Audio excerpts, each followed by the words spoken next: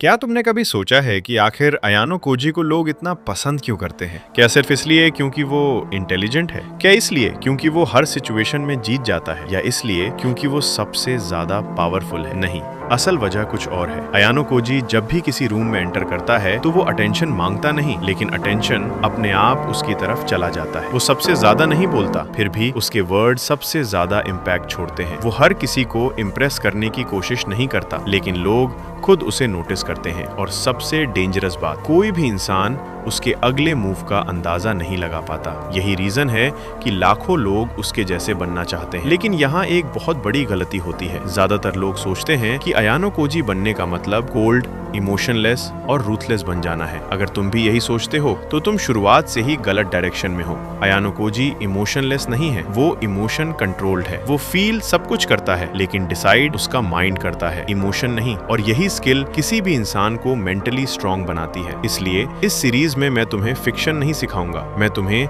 ऐसे real life principal सिखाऊंगा जिन्हें फॉलो करके तुम अपनी पर्सनैलिटी, कॉन्फिडेंस, डिसिप्लिन और माइंडसेट को अपग्रेड कर सकते हो। कोई फेक मोटिवेशन नहीं, सिर्फ practical trick. Rule number 1, master emotional control. याद रखो, जो इंसान अपने इमोशंस को कंट्रोल नहीं कर सकता, वो अपनी लाइफ को भी कंट्रोल नहीं कर सकता। ज्यादातर लोग अपनी जिंदगी अपने डिसीजन से नहीं, अपने इमोशन से चलाते हैं। किसी ने तारीफ कर दी, पूरा दिन अच्छा। किसी ने इग्नोर कर दिया, पूरा मूड खराब। किसी ने सामने इंसल्ट कर दिया, बिना सोचे समझे रिएक्शन दे दिया। यही सबसे बड़ी कमजोरी है, क्योंकि जिस मोमेंट तुम बिना सोचे रिएक्ट करते हो, उसी मोमेंट तुम अपना कंट्रोल दूसरे इंसान को दे देते हो। सोच कर देखो, अगर कोई सिर्फ एक सेंटेंस बोलकर तुम्हें एंग्री कर सकता है, तो स्ट्रॉन्ग कौन हुआ, तुम या वो? साइकोलॉजी का एक सिंपल रूल है, जिस इंसान को ट्रिगर करना आसान होता है, उसे कंट्रोल करना भी आसान होता है। इसीलिए मेंटली स्ट्रॉन्ग लोग पहले ऑब्जर्व करते हैं, फिर डिसाइड करते हैं और उसके बाद एक्शन लेते हैं। रिएक्शन और रिस्पॉन्स में यही डिफरेंस होता है। रिएक्शन इंस्टेंट होता है, रिस्पॉन्स इंटेंशनल होता है। रिएक्शन इमोशन से आता है, रिस्पॉन्स लॉजिक से आता है। अब एक एग्जाम्पल सोचो। मान लो तुम कॉलेज में हो,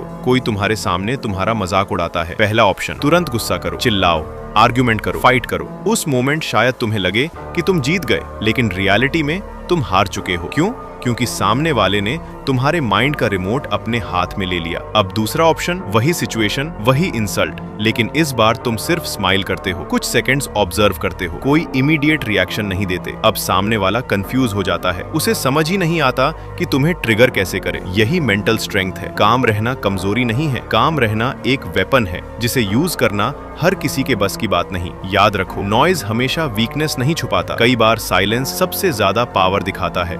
अब इसका मतलब ये बिल्कुल नहीं कि तुम्हें हर जगह चुप रहना है। नहीं, जब बोलना जरूरी हो तब जरूर बोलो, लेकिन बोलो तब जब तुम्हारा माइंड डिसाइड करे, इमोशन नहीं। अब क्वेश्चन आता है, ये स्किल डेवलप कैसे करें? पहला एक्सरसाइज, 10 सेकंड रूल। जब भी कोई तुम्हें एंग्री करे, रिप्लाई देने से पहले 10 तक काउंट करो। ये छोटा सा गैप तुम्हारे इमोशन और डिसीजन के बीच डिस्टेंस बना देगा। दूसरा एक्सरसाइज, डेली ऑब्जर्वेशन। हर दिन 5 मिनट सिर्फ लोगों को ऑब्जर्व करो। कौन जल्दी गुस्सा होता है, कौन बिना वजह लाउड होता है, कौन हर बात पर वैलिडेशन चाहता है। धीरे धीरे तुम्हें समझ आने लगेगा कि लोग अपने वर्ड से नहीं, अपनी हैबिट्स से रिवील होते हैं। तीसरा एक्सरसाइज, मिरर प्रैक्टिस। हर रात सोने से पहले खुद से एक क्वेश्चन पूछो, आज कितनी बार मैंने इमोशन में आकर डिसीजन लिया और कितनी बार लॉजिक से? अगर तुम्हारा आंसर ऑनेस्ट होगा तो इम्प्रूवमेंट भी फास्ट होगी। याद रखो, रियल कॉन्फिडेंस लाउड नहीं होता, रियल कॉन्फिडेंस को प्रूफ की जरूरत नहीं होती। वीक लोग हर समय खुद को पावरफुल दिखाने की कोशिश करते हैं, स्ट्रॉन्ग लोग अपनी एनर्जी सेव करते हैं, क्योंकि उन्हें पता होता है हर बैटल लड़ना जरूरी नहीं। सबसे बड़ी विक्ट्री वही होती है